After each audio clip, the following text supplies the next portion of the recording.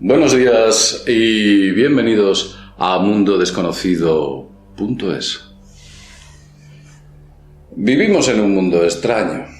El misterio y los enigmas parecen encontrarse allí donde vamos. Por contra, la ciencia en ocasiones lo que intenta con ese misterio o esos enigmas es taparlos, ocultarlos, distorsionarlos o incluso difamarlos, como ha ocurrido en muchas ocasiones. En este punto nos encontramos cuando hablamos de los llamados cráneos de Paracas. La arqueología oficial, la historia y por supuesto la antropología no quiere saber nada de ellos. Son una especie de pieza que no encaja dentro de un contexto histórico global. Y digo global porque las nuevas pruebas que han aparecido sobre los cráneos de Paracas parecen demostrar que aquí ha habido algo que se nos ha escapado. Vamos a explicaros, si no sabéis lo que son los cráneos de Paracas, y que intentáis entender qué es o de qué estamos hablando. Los cráneos de Paracas son una serie de cráneos alargados que se encontraron en Paracas, en Perú. Aquellos cráneos que inicialmente se pensó que correspondían a seres humanos que habían sido modificados debido a una serie de presión que se había efectuado sobre su cabeza, de tal modo que se había generado una deformación en el crecimiento craneal, se descubrió que no era así, no podía ser. La capacidad craneal, por mucho que se modifique, por mucho que se modifique la forma, el volumen craneal no es modificado. Y sin embargo, estas cabezas tenían una inmensa capacidad craneal, casi el doble que la de un ser humano. En el año 2014 hubo un gran revuelo. Parece ser que se llevaron una serie de muestras óseas de estos cráneos a distintos genetistas a nivel mundial. Y cuando analizaron aquellas muestras, los resultados fueron sorprendentes. Se descubrió que aquellos huesos correspondían a mutaciones desconocidas sobre cualquier ser humano. No eran humanos. Eran como una mezcla de algo con un humano. También se descubrió que tampoco eran una mezcla de un ser humano con un primate, ya que los primates no tenían ninguna característica similar a la que aparecía en su cadena genética. Tampoco correspondía a ningún tipo de animal conocido hasta la fecha. Aquello era totalmente distinto. Esos cráneos correspondían a un ser no conocido. Pero resulta que se ha producido una segunda prueba de ADN. Se ha completado una prueba en la que se han encontrado dos cosas sorprendentes. La primera de ellas se confirma que los cráneos tienen unos 2000 años de antigüedad. Y la segunda de ellas, que es la más asombrosa, parece indicarnos que el origen de esos cráneos viene de Centroeuropa y de Oriente Medio. Evidentemente nos hacemos varias preguntas. La primera es cómo demonios llegaron a tumbas peruanas sin expoliar cráneos europeos de hace 2000 años. Y la segunda de ellas, cómo pudieron cruzar esa inmensa brecha oceánica que existe entre Europa, Asia y, por supuesto, América. Evidentemente, cosas así cambiarían los libros de historia. Tendríamos que coger capítulos enteros y reescribirlos, incluso el propio descubrimiento de América. Habría que modificar datos tan importantes como la antropología, la arqueología y la historia. Y a estas alturas le puedo asegurar desde aquí que ningún tipo de doctor ortodoxo, catedrático o técnico en esta materia, o sabio en esta materia, se va a dedicar a cambiar esos libros o a emprender una batalla para que sean cambiados, intentando ajustar estos cráneos de Paracas. También le voy a hacer una pregunta a usted que se la lanzo. Este gran descubrimiento, este nuevo descubrimiento de que los cráneos de Paracas realmente tienen un origen europeo y de Oriente Medio, ¿cree usted que va a salir a los grandes medios de comunicación? ¿Piensa realmente que una noticia de este calado podría aparecer, o este hallazgo podría aparecer en las cadenas o las principales cadenas nacionales? Como le he dicho antes, ¿piensa usted que los historiadores, antropólogos y arqueólogos decidirán modificar la historia? Si usted cree que sí, es un iluso. La historia es muy difícil modificarla, porque existen grandes intereses para que continúe así. Y cuando hablo de intereses me refiero a todo tipo de intereses, desde económicos hasta políticos. Paracas es una península desértica situada dentro de la provincia de Pisco, en la costa sur de Perú, aproximadamente ahí está. Fue en ese lugar donde un arqueólogo peruano, Julio Tello, hizo un descubrimiento sorprendente en el año 1928. Encontró un enorme cementerio lleno de tumbas donde aparecían personas adultas con cráneos enormemente alargados como el que os mostramos. En total, encontró 300 cráneos. Algunos de ellos, como ya he dicho antes, superan los 2000 años. Pero vamos a intentar ser objetivos y ceñirnos a lo que la historia oficial cuenta.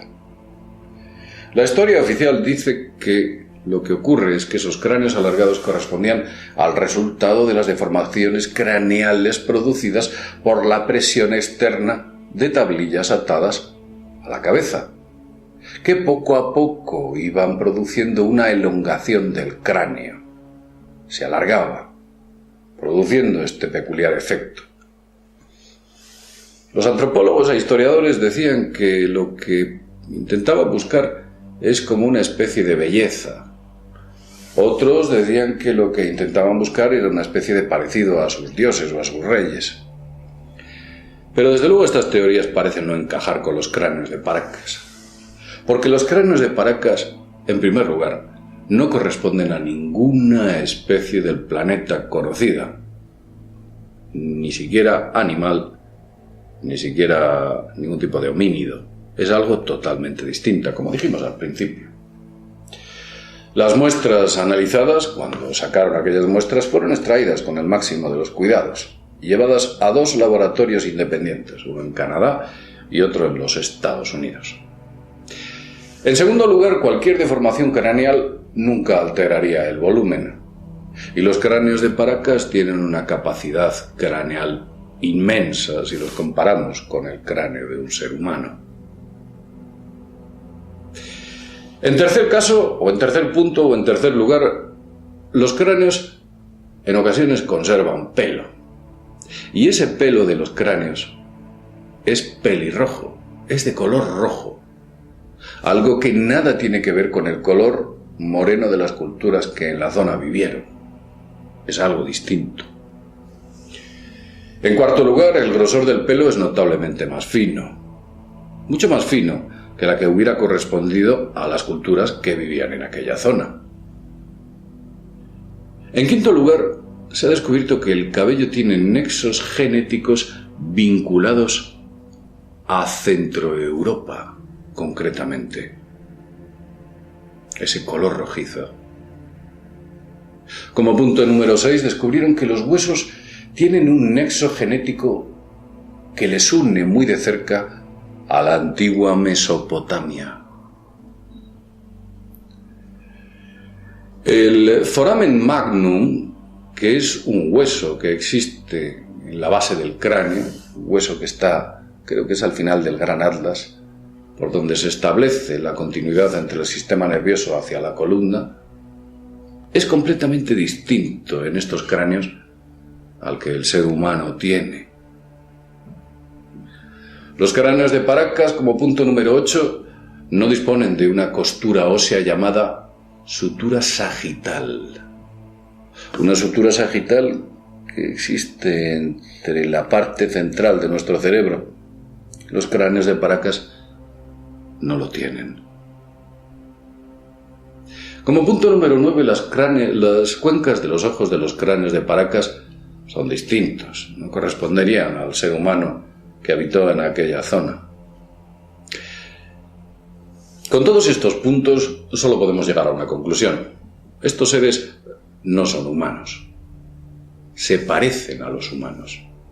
Comparten parte de su genética, pero son algo totalmente distinto. Fijaos qué distintos son y la lejanía de ambos lugares que nos recuerdan bastante a ciertos reyes del antiguo Egipto. Y digo reyes. ¿Nos acordamos de Nefertiti o nos acordamos de Akenatón? ¿Por qué casualmente tenían esa forma craneal exactamente igual que los cráneos aparecidos en Paracas, vinculados a las estirpes reales? Todos nos acordamos de los llamados Nefilim, que según los textos bíblicos antiguos eran descendientes de los ángeles caídos que se mezclaron con las mujeres de la tierra. Y lo que resultó fue una entidad híbrida de algo que podía encajar con esta hibridación humana encontrada en Paracas. Recordamos, e incluso si vamos más allá, a las palabras de Karen Judes, cuando hablaba de esos extraños seres que dominaban en las sombras y que eran auténticos Rex Mundi o reyes del mundo, que controlaban la economía, y que ella los identificaba con el llamado Homo capensis. Creo que son pruebas más que suficientes como para poder decir y afirmar de que aquí hubo una intervención de seres o entidades por lo menos ajenos a la raza humana. No sabemos si venían de otra dimensión, de otro planeta o quizás de algún sitio más cercano e identificable de este planeta. Lo cierto es que parece que estuvieron aquí. No fueron muchos sus restos, parece ser que no fueron muy prolíficos, pero sin embargo durante mucho tiempo gobernaron y reinaron el planeta Tierra. Tal vez sigan haciéndolo. Quizás en las sombras estas entidades siguen operando y siguen controlando al ser humano. Tal vez su hibridación es mayor y su camuflaje aún es mayor todavía y no son fácilmente identificables. Siempre hemos pensado que nuestro planeta es eso, nuestro planeta.